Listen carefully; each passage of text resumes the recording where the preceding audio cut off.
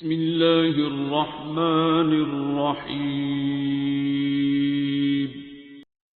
کہ ہم اور آپ مل کر وہ سمجھ نہ پائے جو عظمت ہے حدیث قصہ کی.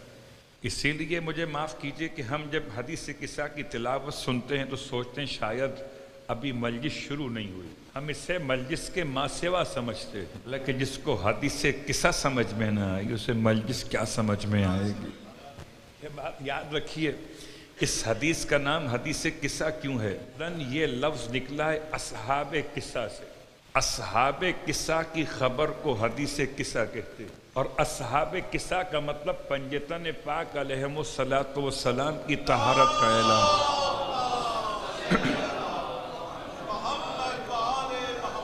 کہ اب یہ بحث اپنے مقام پر سند کی بحث ہو، راویوں کی تحقیق ہو، کتنے الفاظ کس حد تک قابل قبول ہیں، یہ پوری بحث میں پھر بھی کہہ چکا 2 دن پہلے بھی آپ کی خدمت میں کہ یہ ساری بحث علمی اعتبار سے طلباء کے لیے ہے. جس کو سیدہ سے توسل کرنا ہو، حدیث قصہ کی سند سمجھ میں آئے نہ آئے، فضیلت سمجھ میں آئے تو توسل کر، ورنہ فقہی اعتبار سے اس کا نام ہے رجائے مطلوبیت. صلوات پڑھیں محمد اور آل.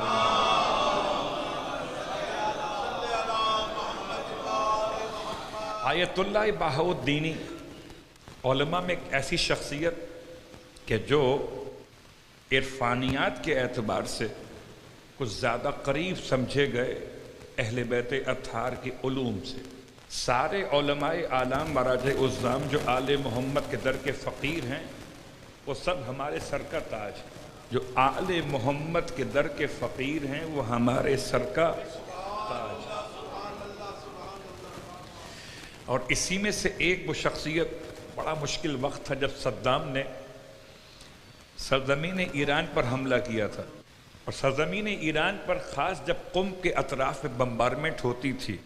بہت غور کیجئے گا، آج کے حالات میں حدیث قصہ کو ہم ہوا میں اڑا دیتے ہیں، اس زمانے کی بات کر رہا. صدام کا دور ہے اور صدام کی وجہ سے ایران پر بمبارمنٹ ہو رہی ہے.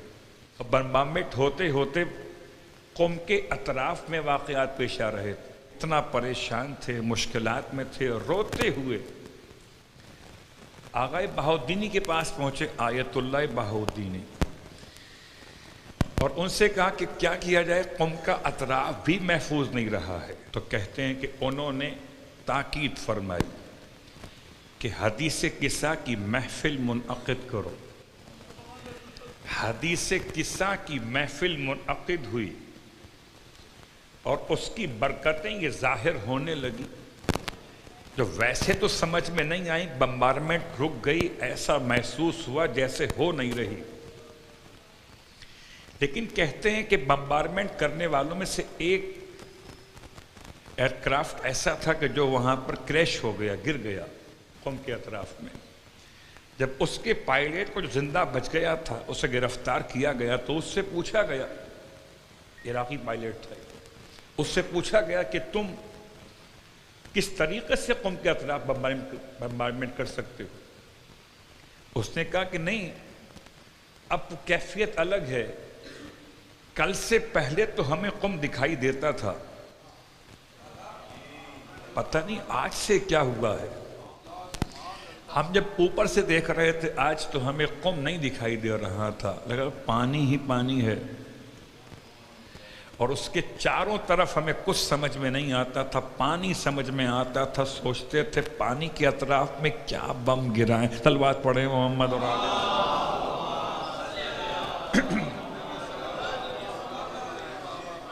کہ بات یہ ہے کہ میرا اور آپ کا عقیدہ کیا کہتا ہے، میرا اور آپ کا وسیلہ کیا سمجھاتا ہے.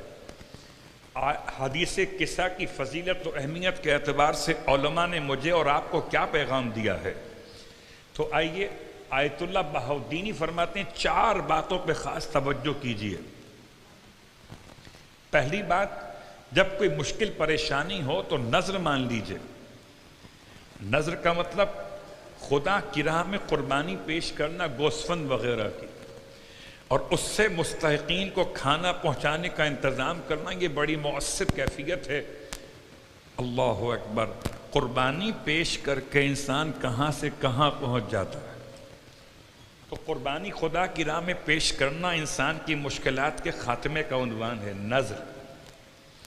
دوسرا کام، کیا تمہیں چاہیے کہ صدقہ و خیرات الگ سے کرو؟ نظر الگ ہے، صدقہ و خیرات الگ ہے۔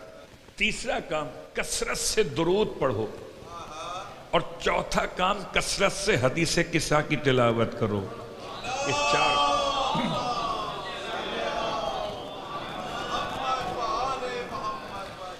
یہ چار کام۔ جب بات چار کی آئی تو دو باتیں آپ کی خدمت میں اور بیان کر کے اپنے عنوان پر واپس لوٹ آتا ہوں۔ حدیث قصہ کے حوالے سے بہت سارے واقعات ہیں۔ کہتے ہیں خانم موسوی، خاتون ایران کی گزری،